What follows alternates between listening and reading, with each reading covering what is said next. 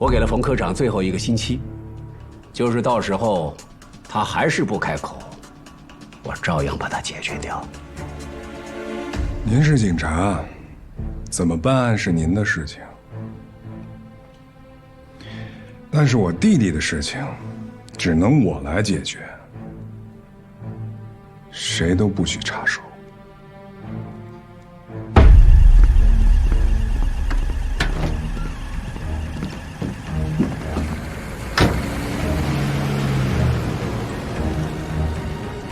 副局长，话没说怎么说，他知道华珍把那个女的藏那儿了吗？他还能怎么说？当然是否认得干干净净啊。那李健先生呢？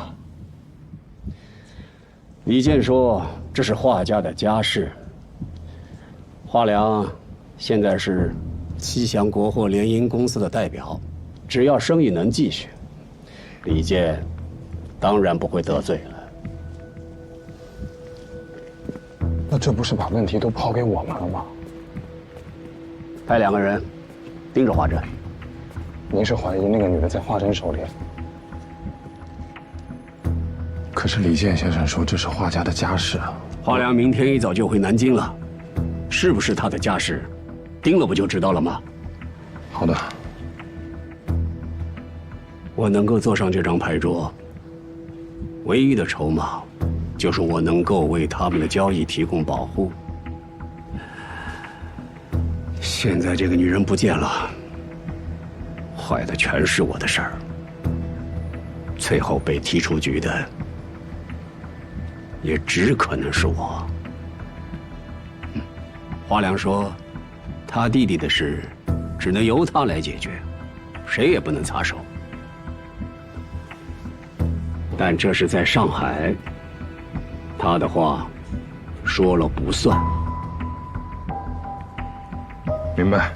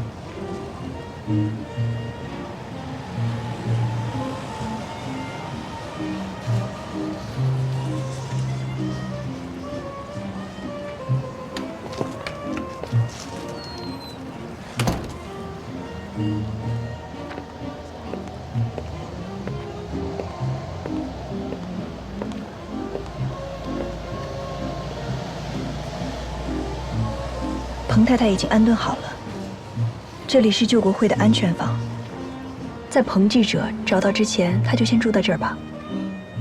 在法租界我也有个照应。好。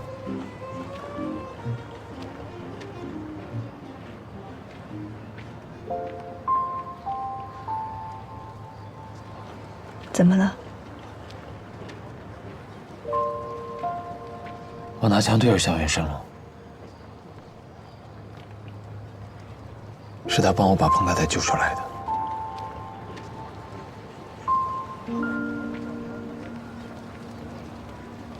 吃饭了吗？这儿附近有一家不错的法餐厅，走吧。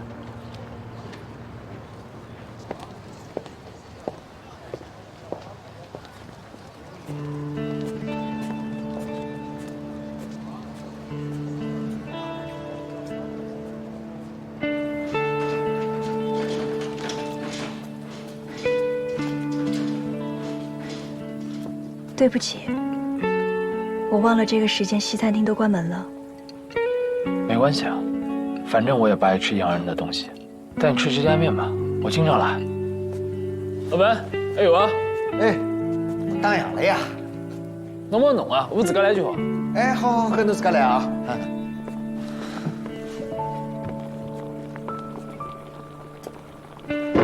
你先烤会儿火，太冷了。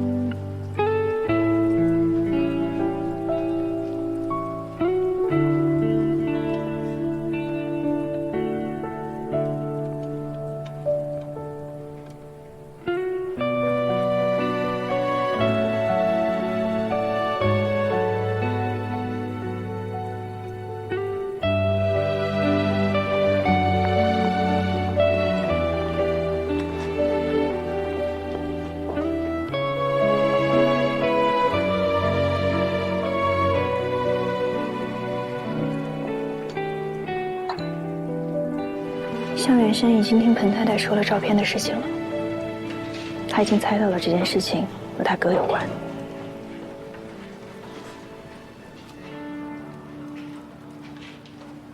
照这么说，这件事情跟他撇不开关系了。他未必就需要撇开关系啊。什么意思啊？我也是刚知道的。邓组长以前向组织提出过要发展向远生，但是之前考虑到风险太大，一直都没有启动计划。但是我觉得现在是一个很好的时机。向远生已经是一个局中人了，彭记者的事情也不完全是组织的任务，也是你作为警察的任务。如果向远生有意要参与这件事情，组织认为你们可以合作，也希望你从中对他进行观察。组织希望我们重新合作，并且让我观察他。组织怎么突然想起来让我做这件事情？我一点经验都没有。是我向组织提出申请的。真的？真的。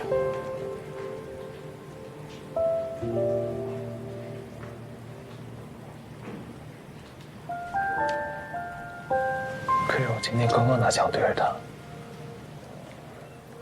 如果他知道这件事情跟他哥有关，他会理解你的。真的吗？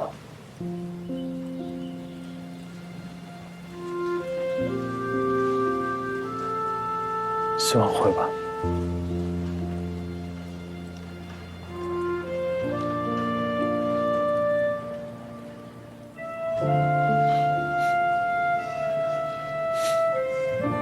你笑什么？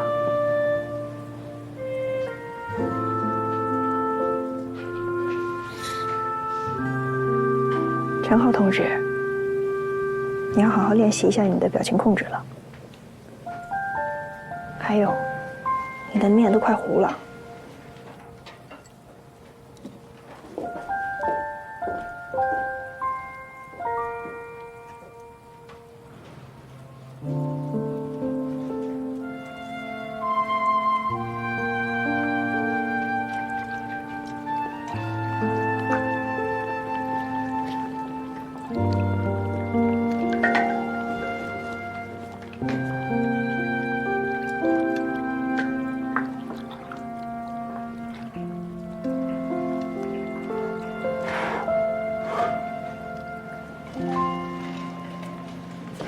来，盛了。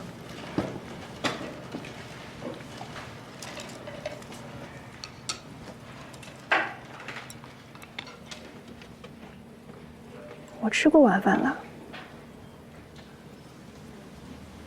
我虽然只会做面，但我做的面米刀领啊。什么叫米多林啊？就是好吃。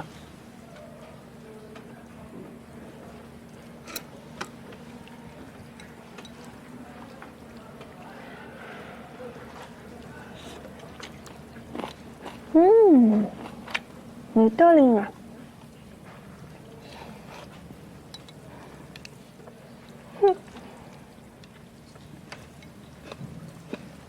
谢谢。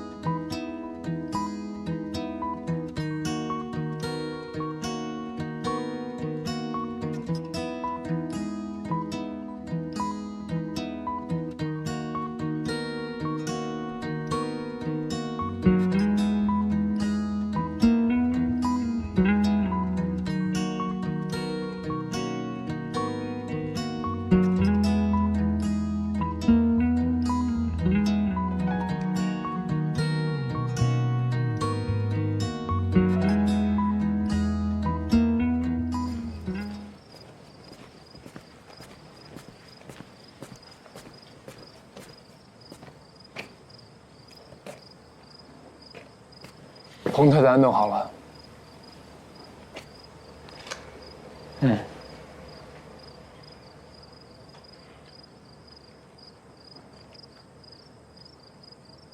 我听说了那张照片，你应该也知道了吧？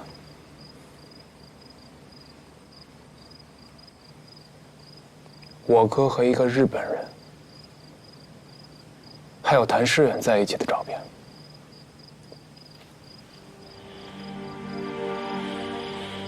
对。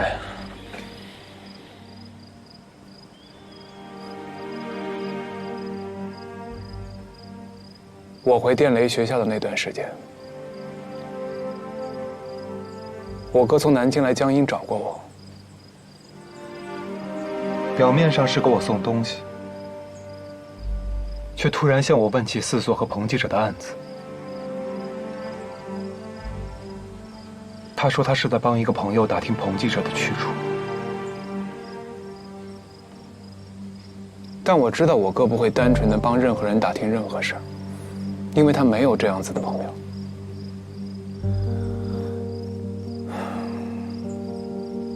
魏代琴那件事情之后，他特别害怕我跟上海还有联系，他3番5次的叮嘱我不要再提任何上海的事儿，结果就是他主动提起。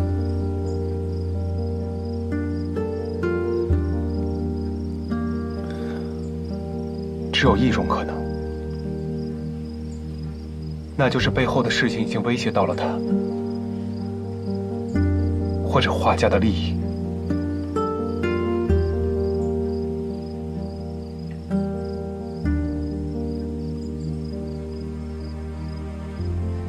你今天来找我，是想问彭记者失踪案到底发生了什么，对吗？你是知道些什么吗？我不知道。我帮彭太太是受彭记者的朋友所托，他们也不知道。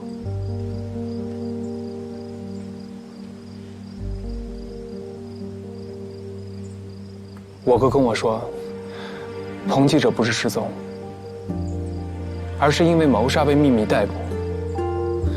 我实在是没有办法说服自己相信他。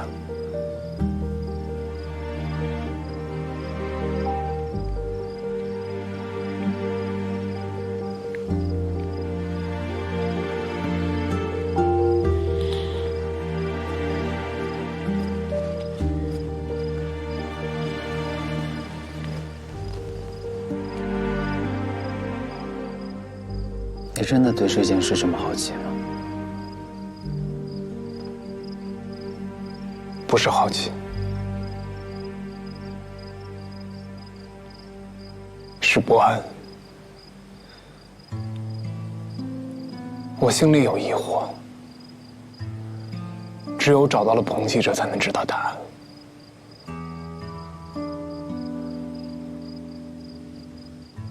我查这个案子，是因为我是警察，这是我的饭碗，也是我必须要做的事情。可你不一样，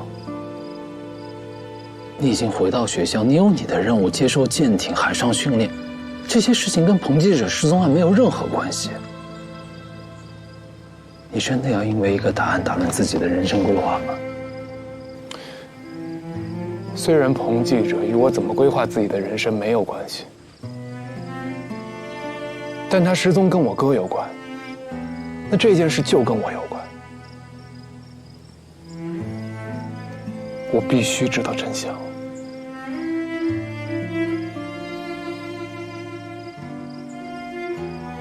哪怕真相很残酷。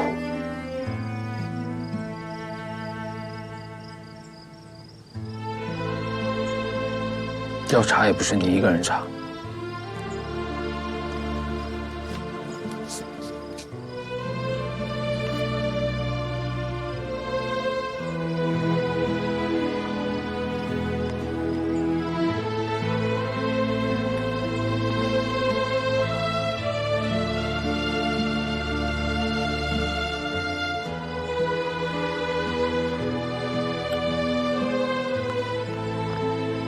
如果你愿意，我们可以合作到找到彭记者为止，怎么样？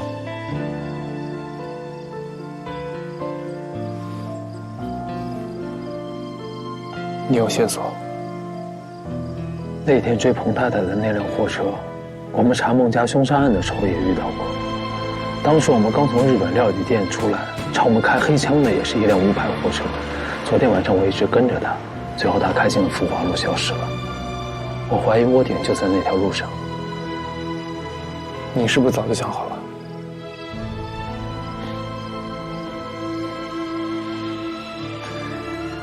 答应我，这件事情别跟2伯他们说。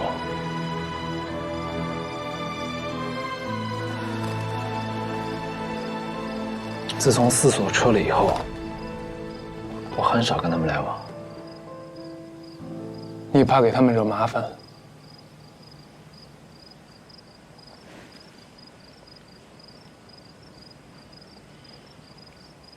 没那么较劲。明天晚上7点，福华路路口见。不早了，早点回去吧。等一下，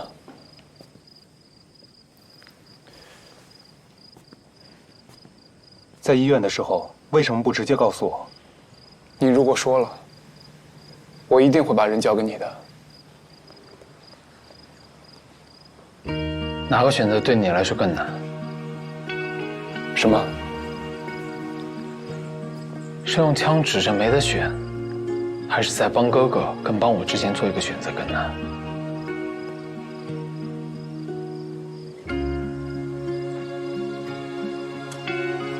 哎，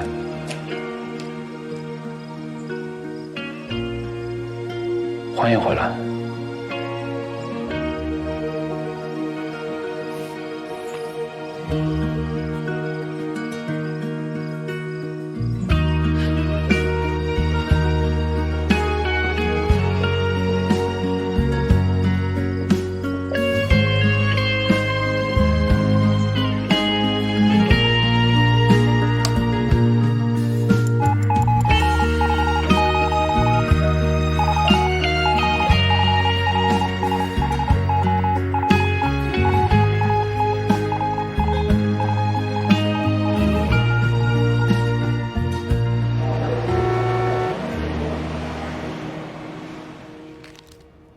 黄秘书，明天回南京的票已经订好了，按您的习惯订的是明早第1班。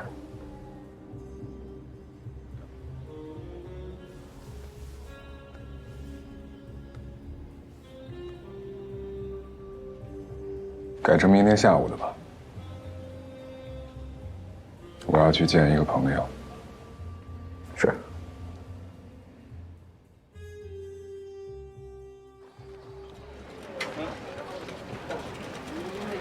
华珍，那天等你的女孩是你什么人呢？什么女孩？我又不认识，穿的像警服又不是警服，大晚上一个人在那树下等着，脸都冻红了。什么时候的事？就是你哥哥来找你的那天晚上，他问我们你安全回去了没有，我还以为你知道这事儿。哎，袁胜，袁胜，2伯，我朋友，你们先去。行，走吧。你怎么在这儿？袁胜，东宝在码头受伤了，那个4所的人想去看看他，你去吗？好，等我一下，我去申请辆车。不用，咱有车，你忘了？现在咱是出租车司机，上车来。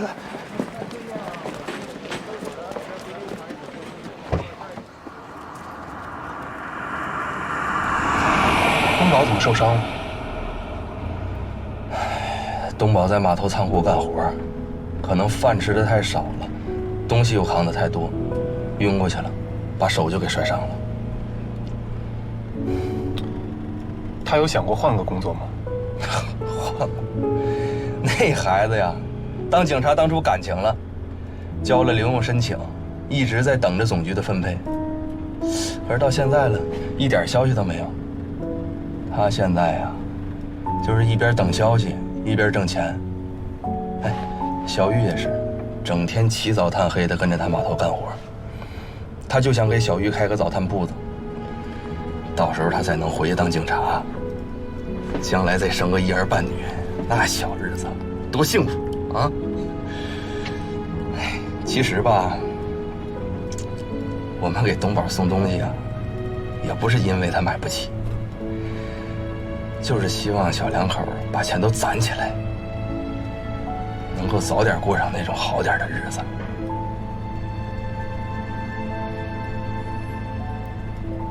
肯定会的。他们这么努力，总不可能没有回报吧？对。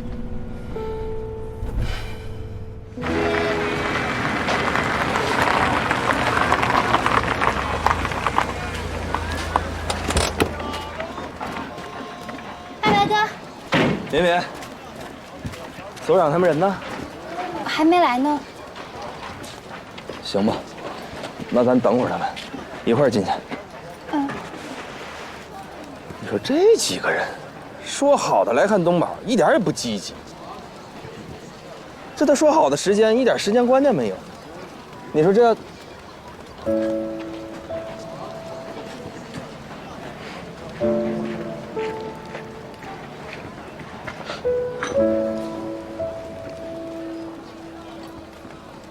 我去路口看看他们。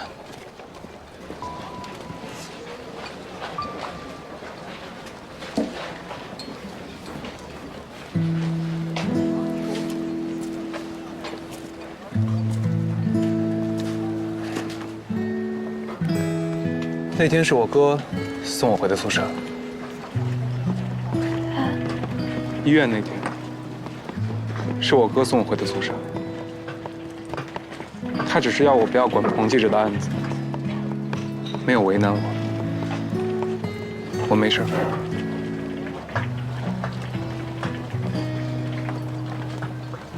那天队长跟我说了你没事儿，我就直接回家了。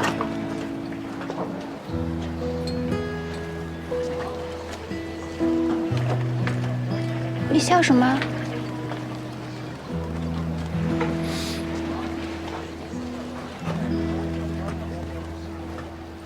就等你们两个，你看你们两个一点时间观念也没有。来晚了，来晚了。老规矩啊。我的，我的。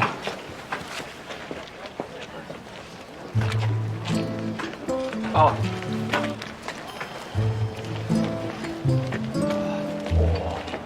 哎呀！啊！走。哇！这么多钱！东宝，大夫怎么说？啊，大夫说没啥事儿，就是休养2天就行了。这你看，我跟你说，别不当个事儿啊，伤筋动骨100天，你就好好歇着啊。有什么活我们都帮你干了，好吧？对，谢谢所长，谢谢所长，二白哥，你们先喝水，我再喝点热，不用了，别忙活了。身子。没事，你看这我这就是应该说。哎，这大家的点心。明明姐，你这是做什么？你收好，这我不能收。东宝说过不能再用你们借借了。我是不是你姐？是你姐就得听我的，来拿着。东宝，明明姐又给我们塞钱了。干什么呀你？明明什么呢？这收起来，收起来。你们每次来都给我们带那么多东西，还给我们塞钱，这次不行，说啥不行？你说啊？那我们隔三差五来吃饭，那不花钱呐？对呀，我们饭钱这是。不是你们每次来米面油粮都送了，你收啥钱嘛？听二白说，你和小玉想开个早餐铺子，这就当是我们的投资了。对，这是我们入股的钱，听话拿好。哎，你这要再不收，我们就走了啊！现在就走。哎，这走什么走，都听我的啊！小玉，把这钱收着，东宝，收着，拿着。拿好，拿着吧。行，那这钱我就拿着了，但是咱得说好了啊，你们以后每次来，我就拿这钱给大家买肉，做红烧肉吃，这总行了吧？一说红烧肉，我这真有点饿了。那我去做饭。快去做饭去。哎，所长啊，里边坐。别瞎忙叨了，你好好休息。没事，仙女哥您自己做啊。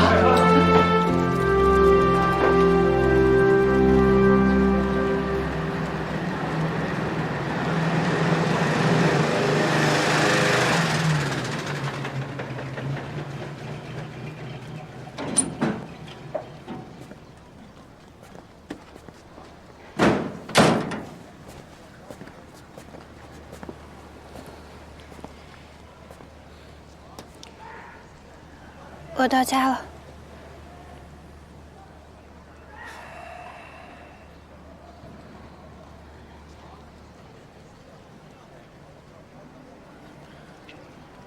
有时间谈谈吗？我不想谈。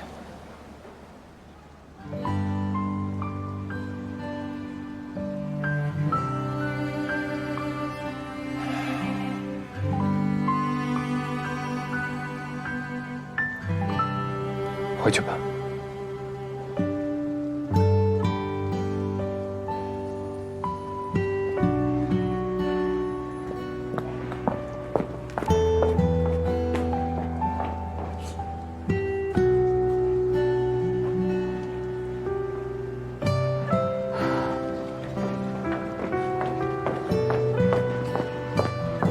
你为什么不给我写信？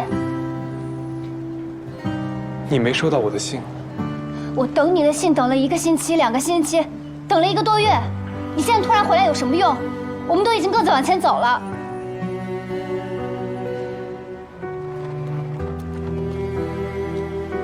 我从回学校的第1天就给你写信，3天1封，我一共写了10几封。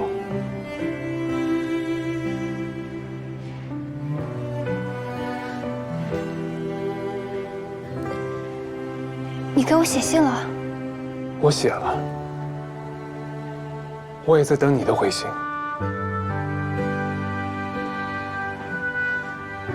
我以为你回南京订婚了，所以才不该给我回信。我哥跟你说我订婚了，所以你订婚了？你希望吗？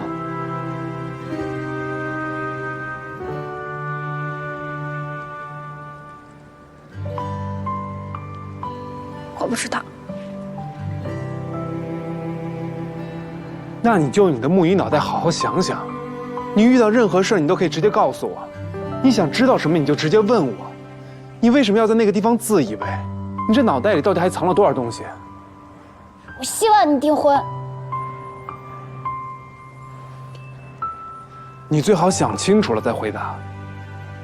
我想得清楚的不能再清楚了。我在喜欢你之前，哪怕做什么事情都是最后1名，考警察考了3年也没有考上，但是我每天都很开心。可是我现在，我想稀里糊涂的都不行了。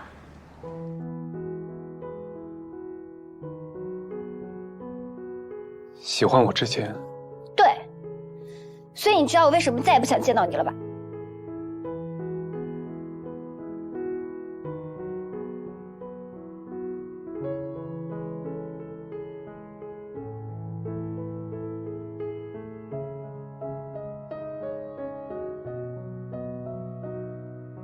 如果有一天我不想见你，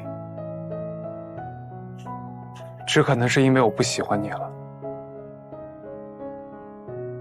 而不是像你现在这样，脑袋里想一些乱七八糟的东西。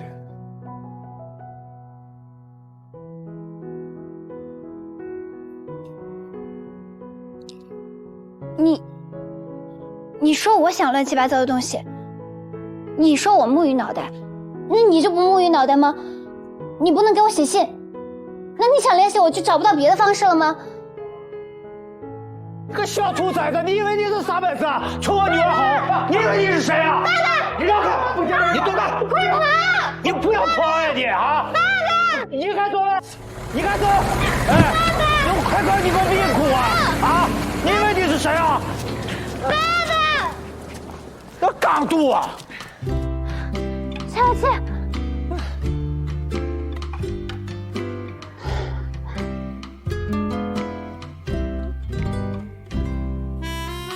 我这些扫把都没有，就一个扫把。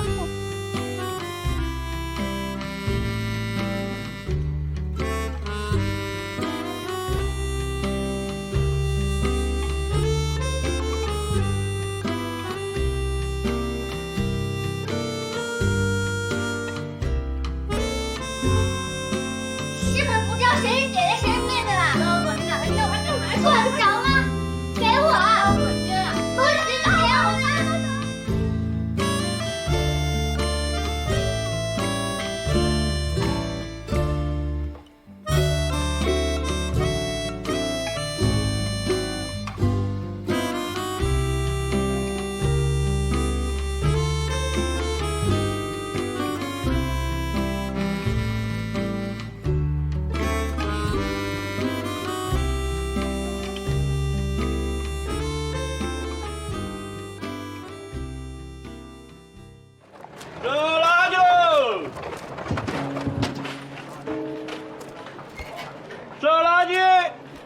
谁？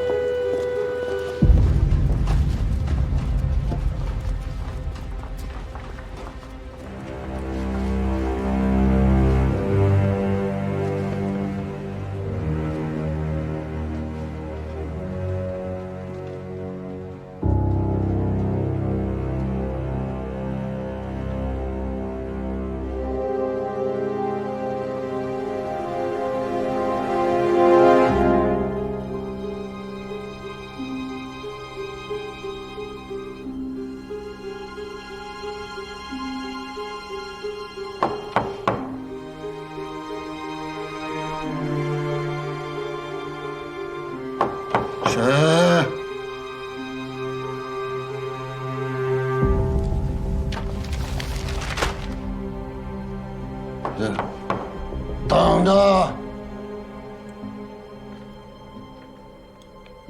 等着，等着。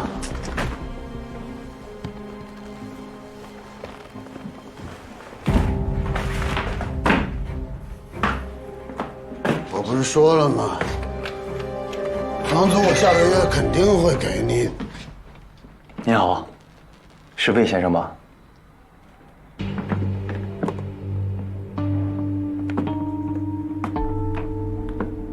你谁啊？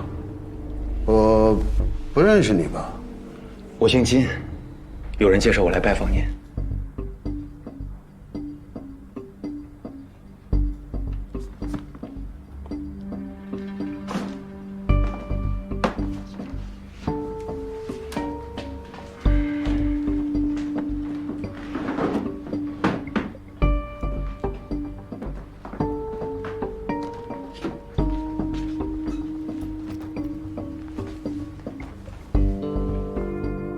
我知道您从淞沪警备司令部侦察队离开了，但是您在抓捕共产党方面的能力，不应该就此埋没。我这次来就是想问一问魏先生，是否还感兴趣继续做情报方面的工作？啊，你知道我离开了，那我为什么离开，你也知道了吧？啊？我得罪了军政部次长，我还得罪了侍从室的秘书，我的政治前途完蛋了。这倒未必。这次想请魏先生去的地方，由蒋委员长任社长直接领导。你在跟我说什么？复兴社特务处上海站。我知道您一直没有放弃调查华珍。我的人告诉我，他们最近总看到您在一间公用电话亭附近。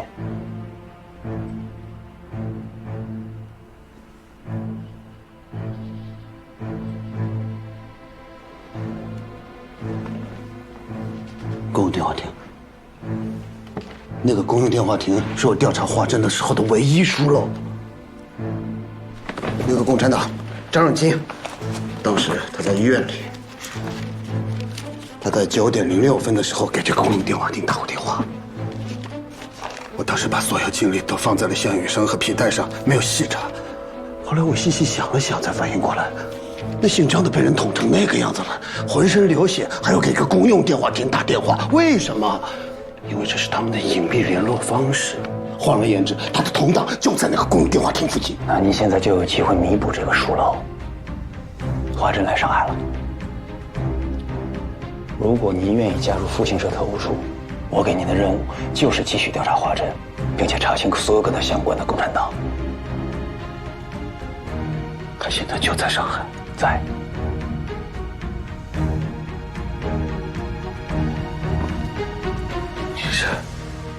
您是郭秘书长派我了，他来找我的。想跟您合作的可不止郭秘书长一位，我的老板姓于，大智若愚的愚。既然魏先生本来也打算继续调查华珍，那不如我们合作。这是一点经费，也是于先生的诚意。如果您愿意的话，明天就可以去报道。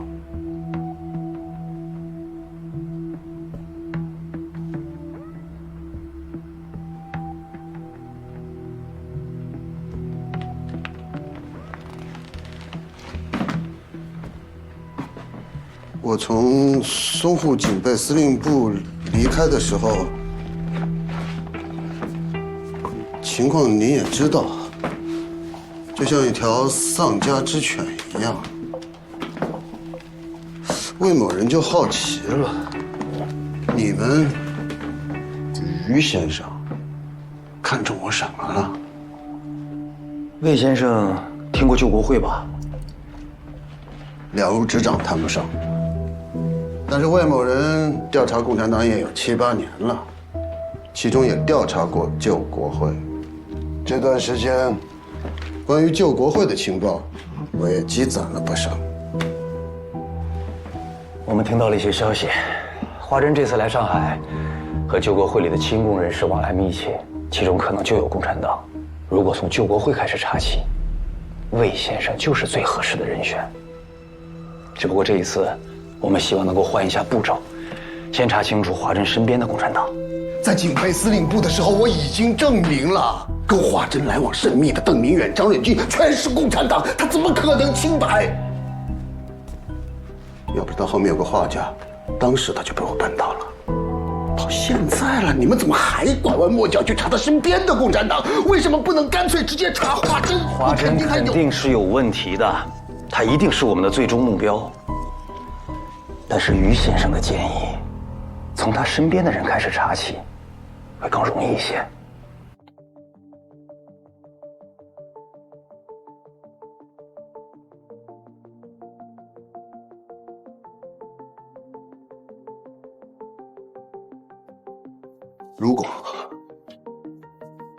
如果我有能力，我拿出证据，我证明华珍就是共产党。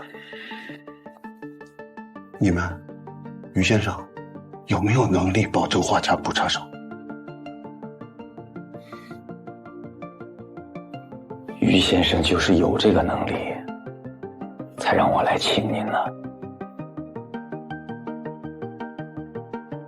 于先生只有一个条件，这次侦查必须秘密进行。您可以调用特务处的人力，但是所有跟华珍有关的一切情报只能通过我向他单独汇报，不得外泄，否则合作终止。明天去哪里报道？法租界安琪啤酒公司，我在那儿等您。